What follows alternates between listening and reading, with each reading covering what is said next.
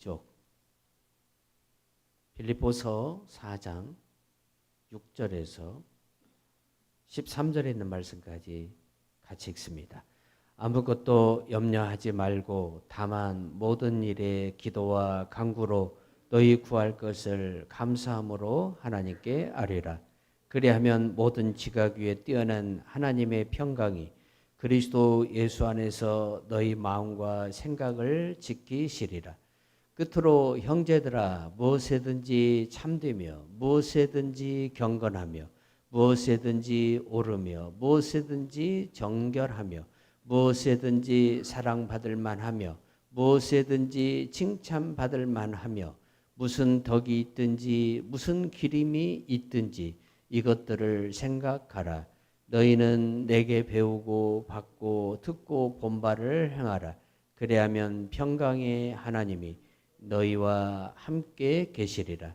내가 주 안에서 크게 기뻐함은 너희가 나를 생각하던 것이 이제 다시 싹이 남이니 너희가 또한 이를 위하여 생각은 하였으나 기회가 없었느니라.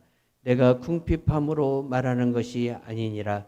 어떠한 형편에든지 나는 자족하기를 배웠노니 나는 비천에 처할 줄도 알고 풍부에 처할 줄도 알아. 모든 일 곧 배부름과 배고픔과 풍부와 궁핍에도 처할 줄 아는 일체의 비결을 배웠노라. 내게 능력 주시는 자 안에서 내가 모든 것을 할 수 있는 것과 없는 것의 차이점은 불행이냐 행복이냐라는 차이점으로 나타날 수밖에 없는 시대를 우리가 살아가고 있습니다. 특히 물질이 없는 것보다 있는 것이 좋고 건강이 연약한 것보다 건강이 온전한 것이 우리가 살아가는 데 삶에 참 좋은 일들입니다. 그러나 내가 그렇게 원함에도 불구하고 가난하고 그렇게 원함에도 불구하고 내 몸이 연약한 것은 내가 살아온 삶을 잘 관리하지 못한 부분들도 없지 않아 있겠지만 그러나 모든 것들이 다 그 이유 때문에 그렇게 발생되는 것은 아닙니다.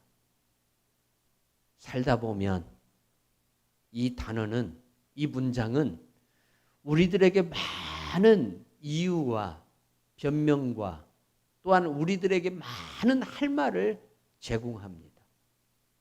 살다 보면 이런 일도 있고 저런 일도 있다는 거죠.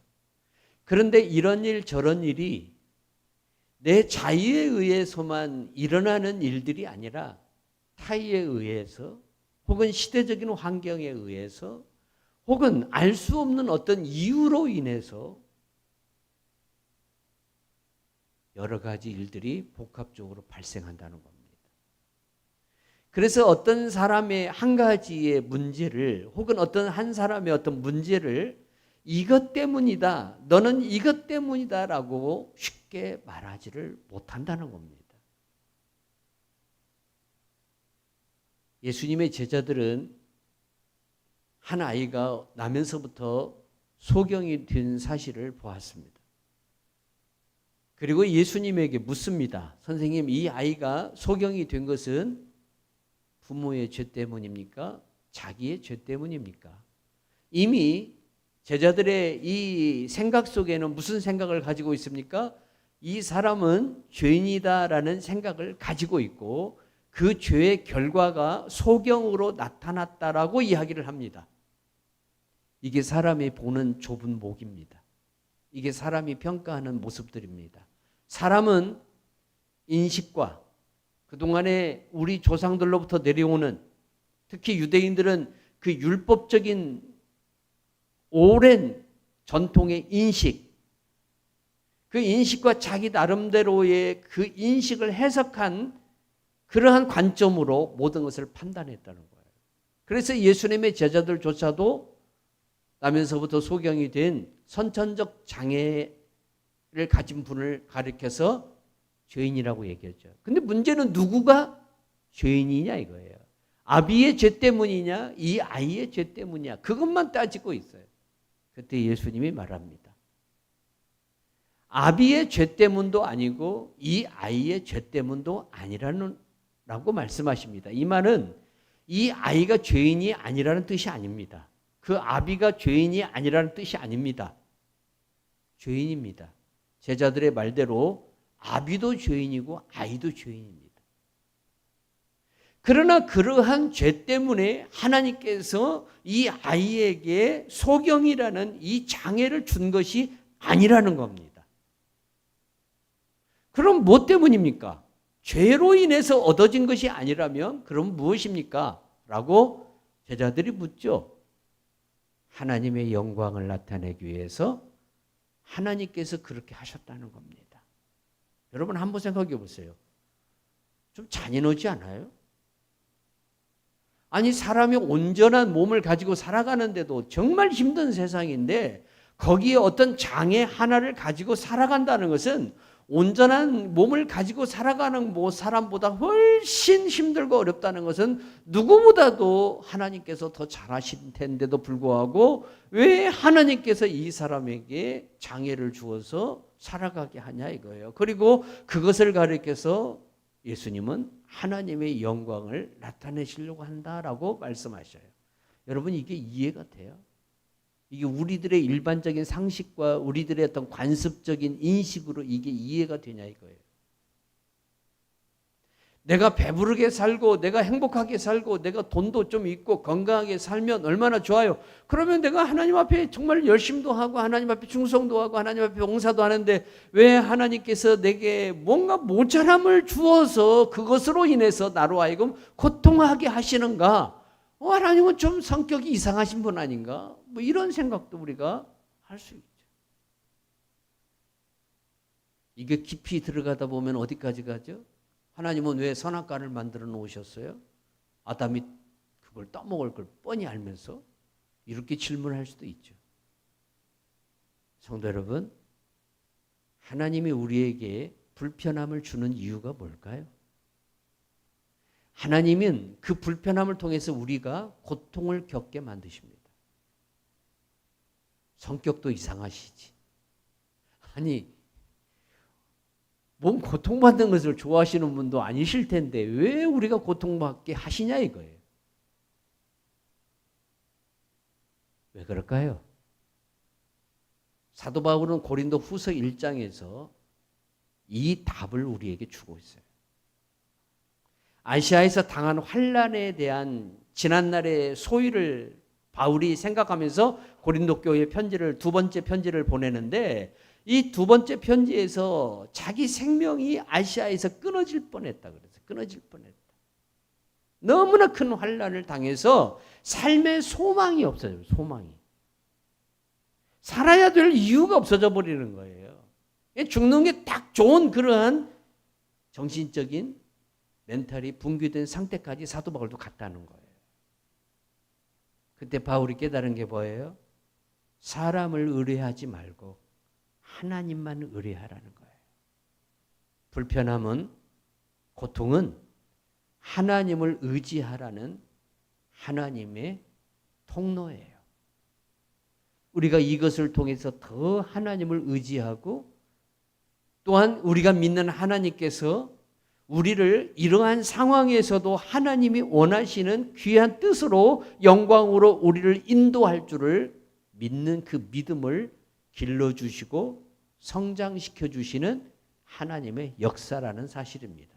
그래서 우리는 고난 앞에서도 고통 앞에서도 뭐 할 수 있습니까? 기뻐하고 감사할 수 있다는 사실입니다. 왜 그런가? 하나님의 사랑을 더 우리에게 나타낼 수 있는 시간이기 때문에. 여러분 누군가가 아프면 그 아프신 분의 옆에는 항상 그분을 케어해 줘야 할 분이 있어야 합니다. 마찬가지입니다. 내가 힘들고 어려울 때에 하나님은 어느 때보다도 나와 함께 하시고 나를 사랑하시고 나를 붙들어 주시는 하나님이심을 믿어야 합니다. 근데 힘들고 어려우면 이게 안 보인다는 겁니다. 안 보입니다. 보이지가 않아요. 내가 힘들고 어려우면 정말 나와 함께 하시고 지금 어느 때보다도 더 많이 나와 함께 하시고 내 손을 붙잡아 주시고 내 마음에 어떤 담대함을 부어주시는 하나님이 보이지를 않는다는 겁니다. 그리고 뭐만 보이느냐? 현실만 보입니다. 현실만. 그러다 보니까 더 절망하게 되고 낙심하게 됩니다. 오늘 바울 사도가 우리들에게 뭐라고 말합니까?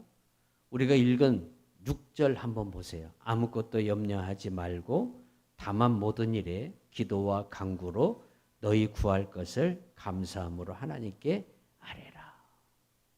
자, 아무것도 염려하지 말래요. 이게 가능해요? 벌써 여러분 살아가는 우리들의 삶 속에는 돈이라는 것이 매우 중요하게 작용해요. 건강이라는 것도 굉장히 중요하게 작용해요. 심지어 건강에 대해서 사람들은 이렇게까지 이야기를 해요. 30대, 40대는 돈과 명예 그런 걸로 살아가요. 50대 하면은 여러분 뭔가 안정된 삶이 필요해요. 근데 60대 이상 가면 여러분 아무리 돈이 많고 권력 있는 사람도 명예가 있는 사람도 건강 잃어버리면 아무것도 아닌 상태가 되어버려요. 그런 모습을 우리는 주변에서 많이 보게 돼요. 나이가 많이 드셔서 건강이 연약하다면 그래도 이해를 하겠는데 아직은 건강을 가지고 살아가야 할 나이에 건강을 잃어버려서 힘들어가는 그렇게 살아가는 사람들이 우리 주변에 있어요. 그분들이 한결같이 뭐라고 얘기합니까? 건강이 최고라고 얘기합니다. 건강이 최고라고 얘기합니다. 살아가는 삶을 보면 건강을 잃어버리고 돈을 잃어버리고 내 명예도 잃어버리고 내 자존감도 다 바닥에 떨어져야만 되는 그러한 상황이 처할 때가 있습니다. 이때 여러분 아무것도 염려하지 않을 수 있습니까? 이게 문제죠.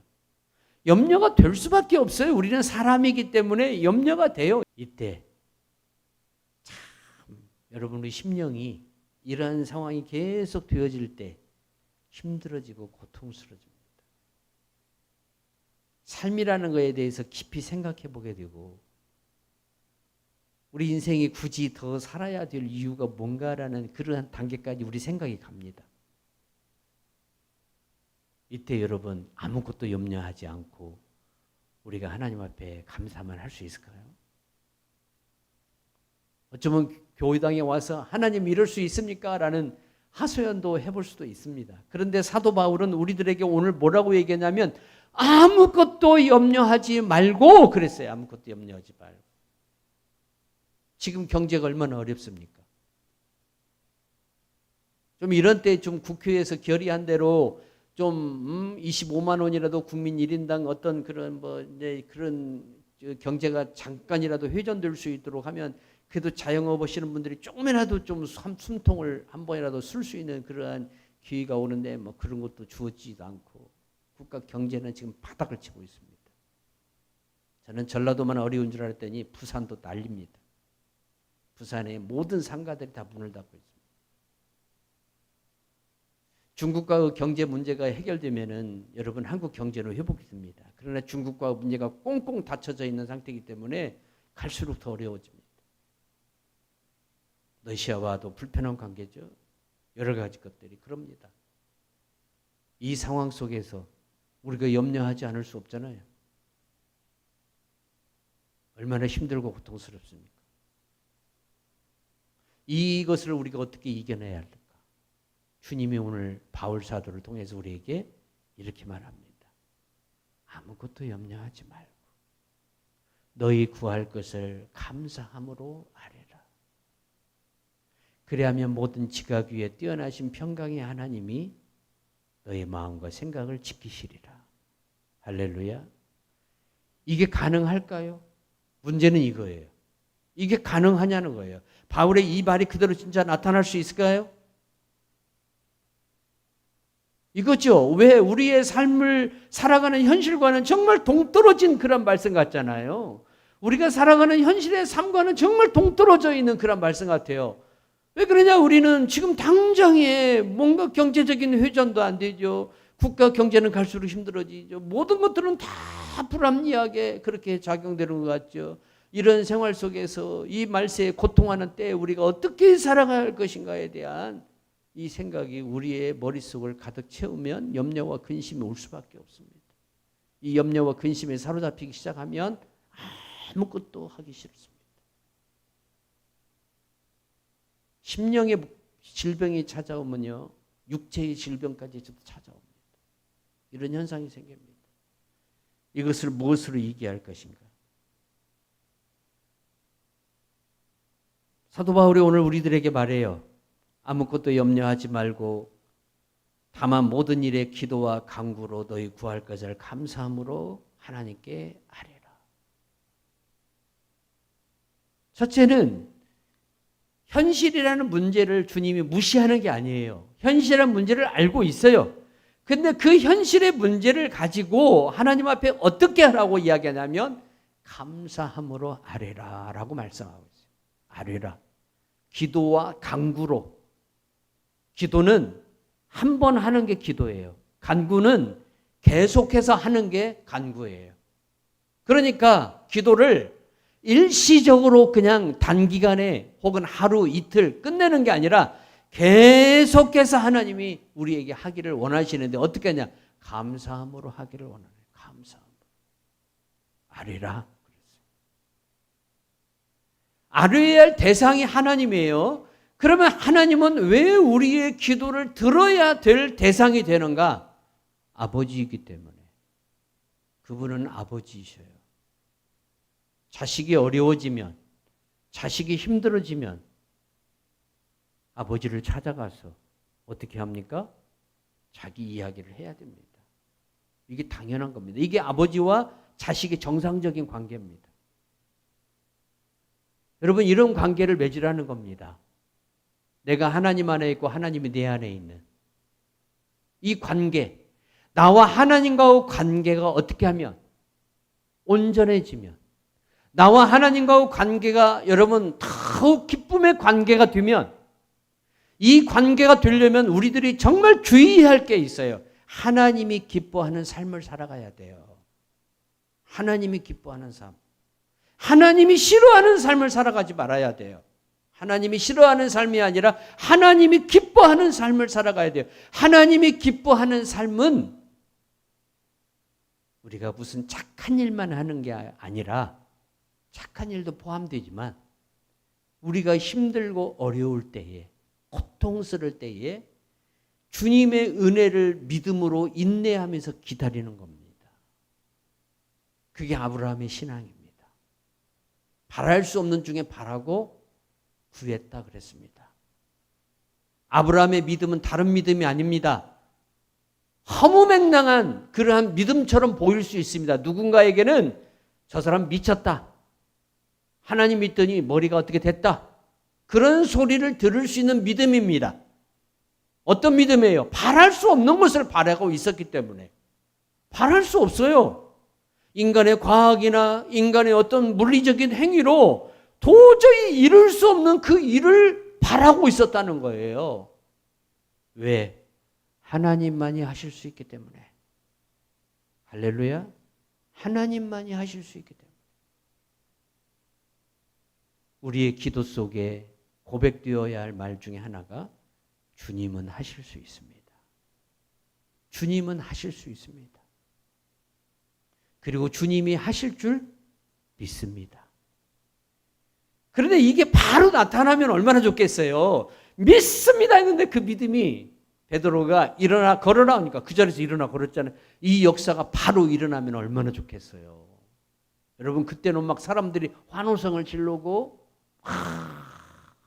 그 자리에 모여들어요. 그런데 믿습니다 했는데 안 나타나요. 이게 문제예요. 안 나타나니까 어떻게 합니까? 낙심하고 실망하고 좌절하고 결국에는 넘어져 버립니다. 그래서 믿음이라는 것은 뭐가 필요해요? 인내가 필요해요. 인내가. 누가 견디느냐예요. 누가 견디느냐. 그 고통 속에서도, 그 환난 속에서도, 그리고 그 고통이 오고 환난이 올 때 사람들은 다 눈에 보이는 대로 판단을 해요. 그 판단 듣는 소리를 귀로 들을 때에 그 귀로 듣는 사람은 더 고통스러워져. 그러나 그 고통이 올지라도 위에 계신 하나님만 바라보고 믿음으로 나아간다는 것은요, 보통 믿음, 보통 신앙 가지고는 할 수 없는 일이에요. 그러나 끝까지 견디는 자는 구원을 얻으리라. 주님은 말씀하셨어요.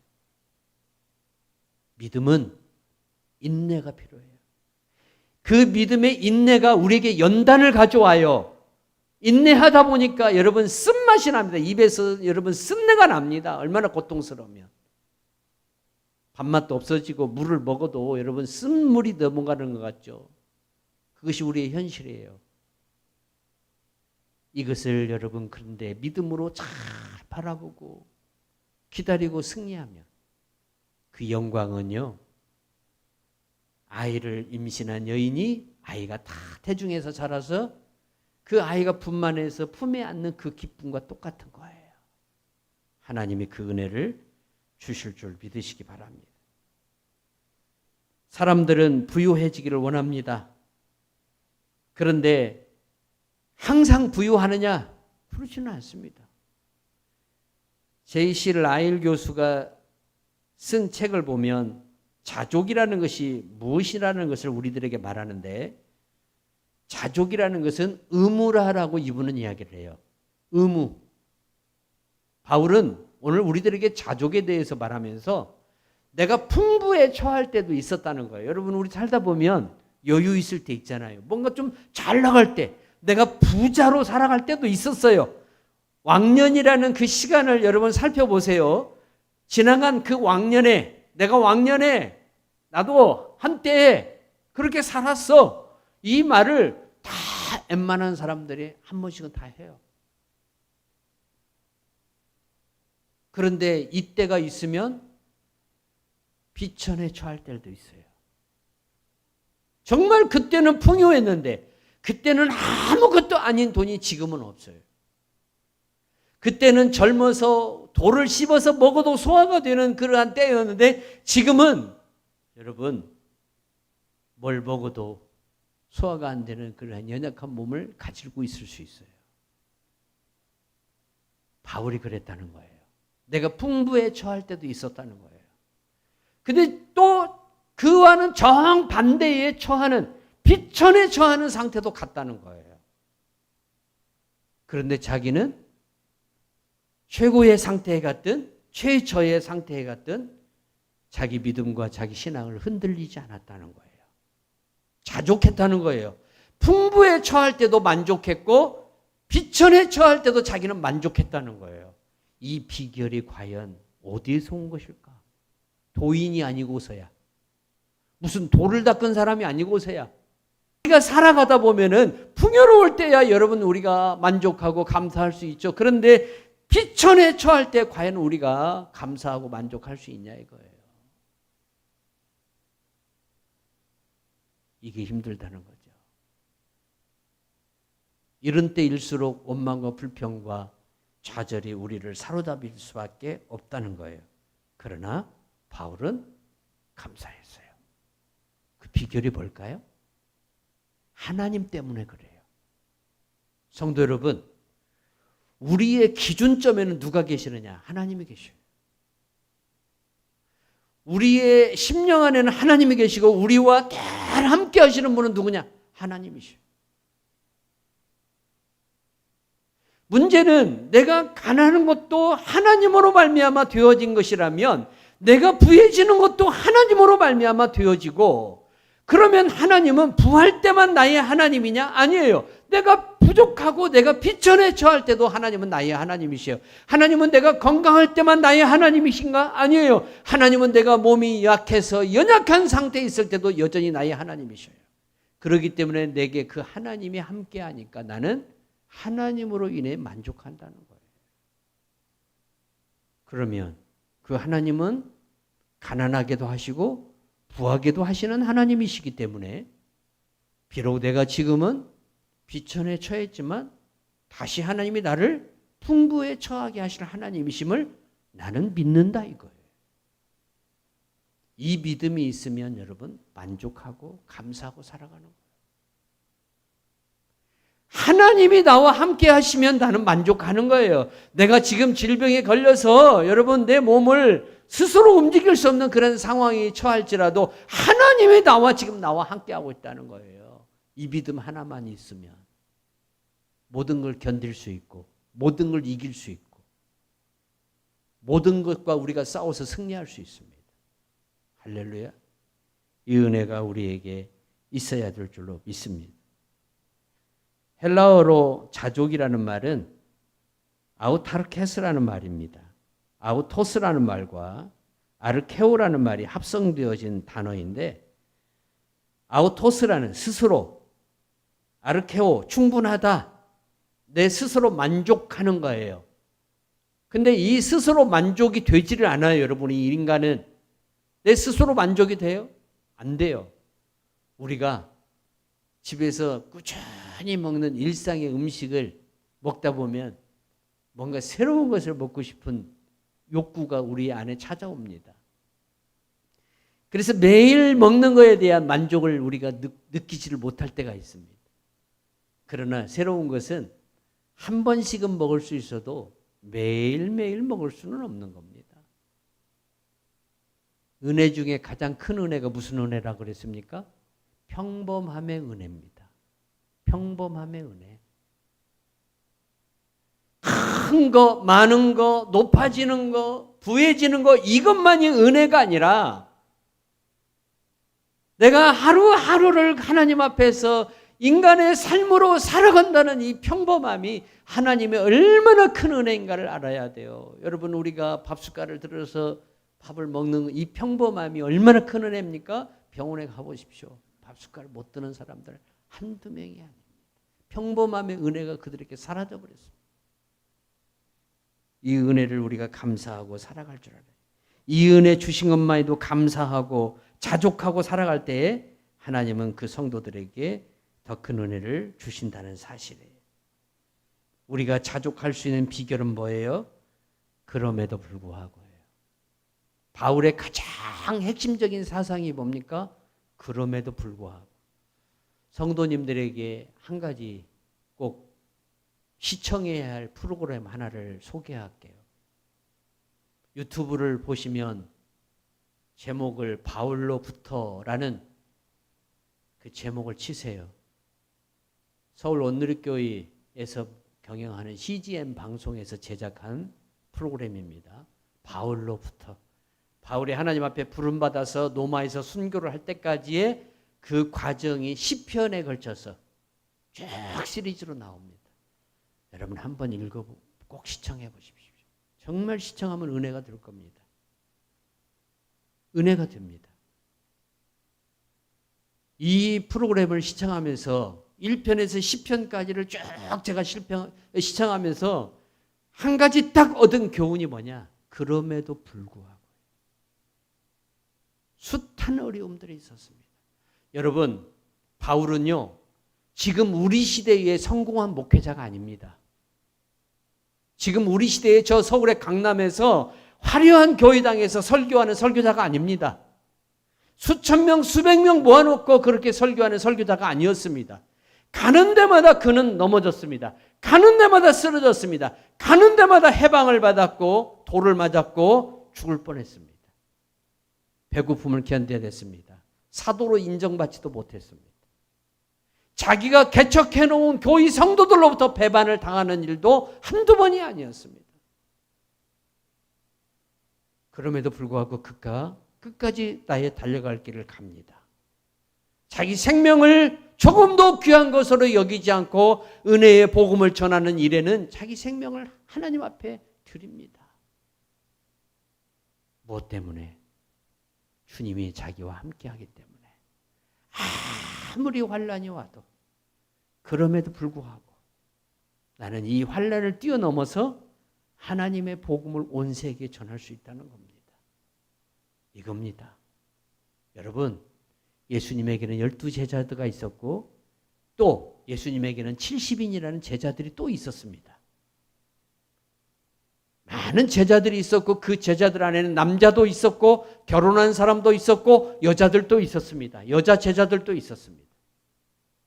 그런데 2000년이라는 기독교 역사가 흐르고 난 뒤에 지금에 와서 여러분 우리가 초대교회를 평가할 때에 과연 누구를 평가할 수 있습니까? 바울입니다. 그는 그때 당시에 성공한 목회자가 아닙니다. 가는 데마다 버림을 받았습니다. 쫓겨났습니다. 하나님은 그를 그렇게 인도하셨습니다.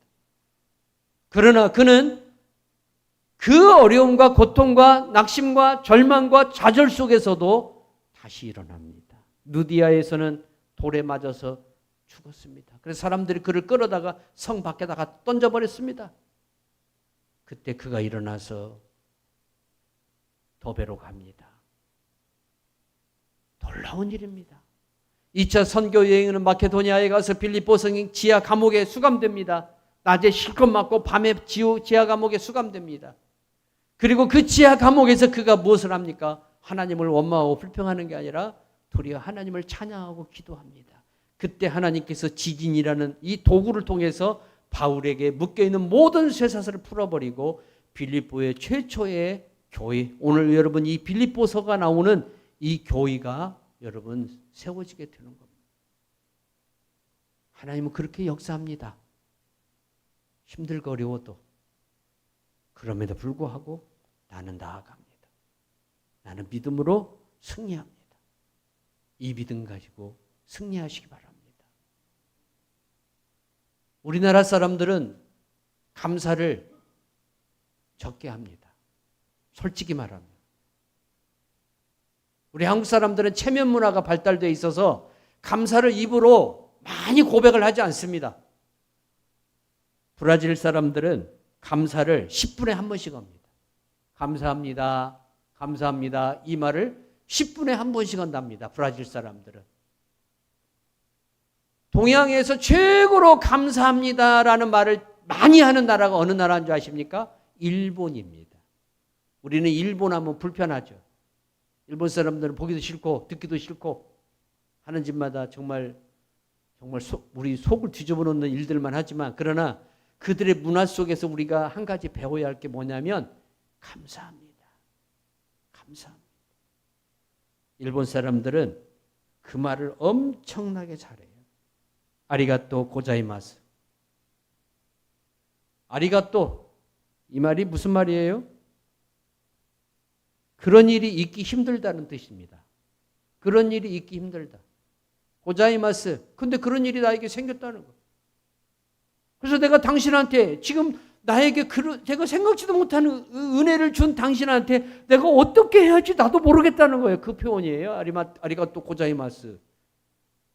오늘 예배 끝나고 같이 한번 인사할 때 아리가또 고자이마스 한번 해볼까요? 뭐 친일파라 걸란가?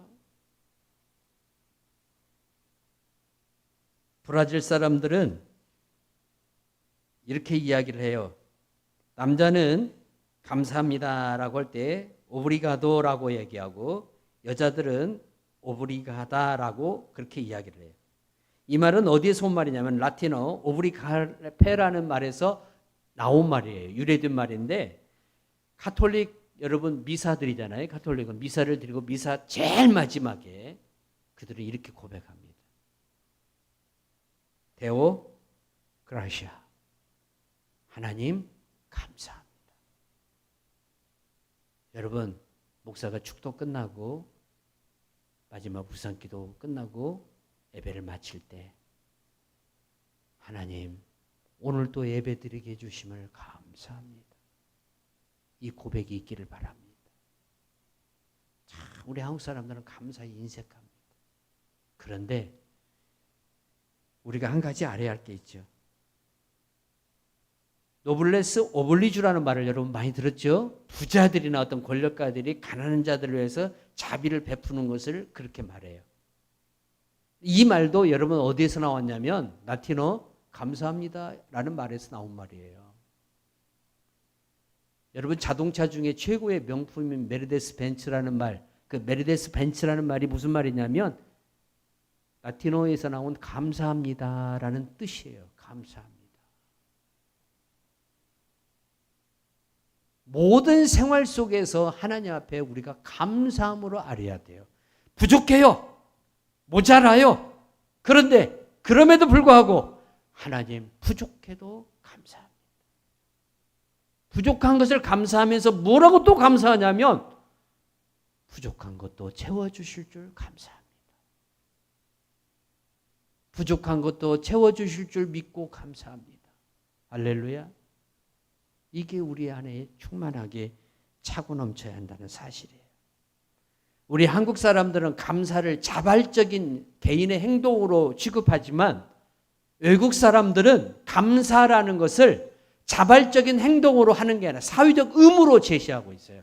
그래서 외국에서는요, 어느 정도 자기의 재산의 수준이 되면 반드시 사회에 기부적인 행위를 해야 됩니다.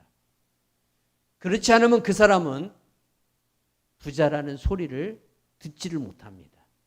우리는 돈만 있으면 부자예요. 그런데 미국이나 이러한 서양에서는 돈이 아무리 많아도 부자라고 부르지 않는 사람이 있어요. 어떤 사람에게만 부자라고 부르냐? 사회적 의무를 행하는 사람. 그것은 뭐냐면 바로 노블레스 오블리주라는 이 행위를 하는 사람. 이 사람에게만 부자라는 칭호를 붙여줘요. 우리나라처럼 선생님 많은 나라도 없어요. 우리나라는요, 옆집 아저씨도 선생님이에요. 그런데 일본은 아무한테나 센세이라는 말을 붙여주질 않아요. 반드시 사회적 덕망, 저 사람에게 배울 것이 있는 사람, 그 사람에게만 센세이, 선생님이라는 말을 칭호를 붙여줘요. 그러니까 일본에서 선생님이라는 말은 굉장히 위대한 말이에요. 일반적인 사람들에게는 그냥 김씨, 이씨 그렇게 불러요. 김상, 이상 그렇게 불러요. 우리나라는 감사가 자발적인 표현이지만 서양에서는 의무적인 표현이에요. 우리나라에서는 여러분 아무나 그냥 선생님이 되지만은 가까운 일본만 가도 선생님은 정말 존경받는 사람만이 받을 수 있는 호칭이에요. 감사라는 말은 하나님만이 들고 사람이 들은 유일한 고백이에요. 여러분 사람에게도 감사합니다. 하나님께는 더 감사합니다. 하나님은 감사를 받으시기에 합당하신 분입니다. 감사하십시오. 그러면 하나님은 어떤 은혜를 주시느냐? 바울은 마지막으로 자기가 빌립보 4장을 기록하면서 이렇게 고백해요. 내게 능력 주시는 자 안에서 모든 것을 할 수 있느니라. 할렐루야. 여기에서 분명히 자기가 능력이 있다라고 말하고 있지 않아요. 내게 능력 주시는 자가 있다는 거예요. 그분이 누구예요? 여러분에게 능력을 주시는 분이 있어요. 여러분에게 그 어떤 능력이라는 것은 한계입니다. 내가 100원을 쓰는 능력이 있고 1000원을 쓰는 능력이 있고 10,000원을 쓰는 능력이 있어요. 돈이 많으면 많이 쓸 수 있는 능력이 있어요. 그러나 돈이 없으면 돈을 쓸 수 있는 능력이 없어요. 이게 능력의 한계인 거예요. 그런데 그 능력을 내게 부어주시는 어떤 능력의 한계를 뛰어넘도록 능력을 부어주시는 분이 누구냐? 하나님 아버지라는 거예요. 이 능력이 내게 오면 모든 일을 할 수 있느니라. 할렐루야. 21세기에 여러분 어떤 능력 구합니까? 그냥 그저 좀 잘 먹고 잘 사는 그냥 능력만 있으면 좋겠습니까? 주님이 하늘에서 뭐라고 하냐면 바보라 그럽니다. 아유, 내가 정말로 답답해 그러죠. 하나님이 기뻐하는 일들을 이룰 수 있는 능력을 구하십시오. 하나님이 기뻐하는 능력, 하나님 기뻐하는 일들을 이룰 수 있는 능력, 그 능력을 구하십시오. 그 능력을 주시는 분이 하나님이십니다. 하나님은 능력이 있지만 그 능력을 사람에게 부어주십니다. 그리고 사람이 그 능력을 가지고 하나님의 일을 행하시기를 원하십니다. 우리가 그 능력 가지고 행하십시다.